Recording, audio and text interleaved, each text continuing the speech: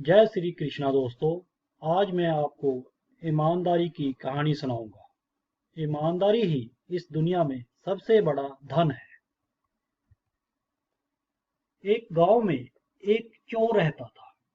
वह रोज रात को लोगों के घर में चोरी करने जाता था और लोगों का सामान उठाकर अपने घर ले आता था।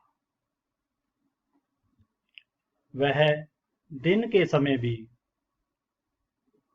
छीना झपटी और ठगी का काम करता था। कभी वह किसी का पर्स छीन लाता था, कभी वह किसी का कोई सोने का गहना छीन कर ले आता था। पेशे से चोर होने के बावजूद हर इंसान चाहता है कि उसका बेटा अच्छे स्कूल में पढ़ाई करे और जिंदगी में सफल रहे। तो यही सोचकर उस चोर ने भी अपने बेटे का एडमिशन एक अच्छे पब्लिक स्कूल में करा दिया था। चोर का बेटा पढ़ाई में बहुत होशियार था और पूरी मेहनत से पढ़ता था, लेकिन पैसे के अभाव में 12वीं कक्षा के बाद वह नहीं पढ़ पाया। अब उसने कई जगह नौकरी के लिए अप्लाई किया, लेकिन कोई नौकरी पर उसको नहीं रखता था। एक तो वह चोर का बेटा, ऊपर से केवल 12वीं पास, तो कोई नौकरी पर रखे भी क्यों। अब बेचारा बेरोजगारों की तरह दिन भर घर में ही पड़ा रहता था। चोर को भी अपने बेटे की चिंता हुई, तो उसने सोचा क्यों ना इसे चोरी का ही काम सिखा दिया जाए। जैसे मैंने चोरी करके अपना गुजारा किया है, वैसे यह भी कर लेगा। यही सोचकर चोर एक दिन अपने बेटे को अपने साथ ले गया। रात का समय था। दोनों चुपके चुपके एक इमारत के पास पहुंचे। इमारत कई मंजिला थी और उसके सभी कमरों में रोशनी चमक रही थी।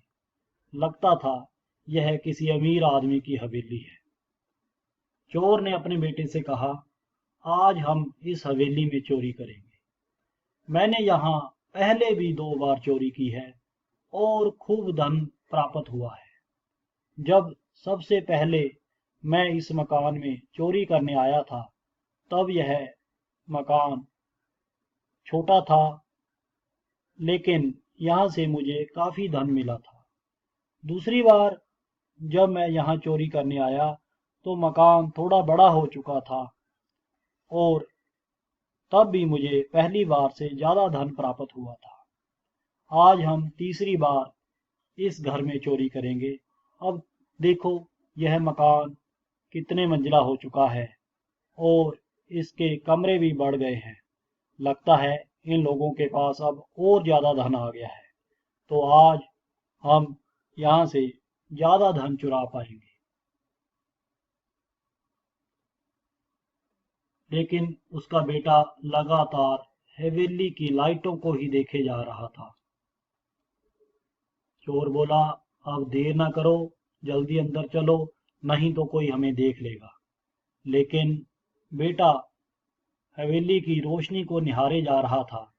उसने करुण स्वर में बोला, पिताजी, मैं यहाँ चोरी नहीं कर सकता।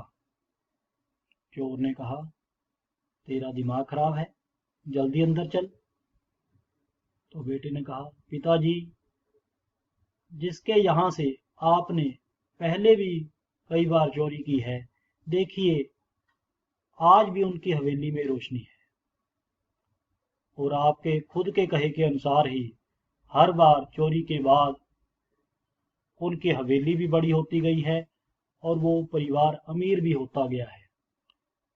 लेकिन पीछे देखिए, हमारा घर आज भी अंधकार में है, वहां कोई रोशनी नहीं है। हमारा घर पहले से कमजोर होता गया है और घर टूटा फूटा सा भी है। तो मेहनत और ईमानदारी की कमाई से उनका घर आज भी रोशन है और चोरी की कमाई के कारण हमारा घर आज भी अंधकार में है। मैं भी ईमानदारी और मेहनत से कमाई करूंगा और उस कमाई के दीपक से मेरे घर में भी रोशनी होगी। मुझे ये जीवन अंधकार भर देने वाला काम करके नहीं गुजारना। चोर की आंखों में आंसू निकल रहे थे। उसके बेटे की पढ़ाई आज सार्थक होती दिख रही थी। मित्रों, बेईमानी और चोरी से की कमाई से बने पकवान भी ईमानदारी की सूखी रोटी के आगे फीके हैं। कुछ ऐसा काम करो जिससे समाज में सर उठा के चल सको। बेईमानी और चोरी से इंसान क्षण भर तो सुखी रह सकता है, लेकिन उसके जीवन में हमेशा के लिए पाप और अंधकार भर जाता है। हमेशा अपना काम को मेहनत और ईमानदारी से ही करना चाहिए। ईमानदारी ही इस दुनिया में सबसे अच्छी नीति है। Honesty is the best policy. अगर आपको हमारे चैनल की कहानियाँ अच्छी लग रही हैं तो चैनल को सब्सक्राइब करके बेल आइकन प्रेस कर दें। धन्यवाद।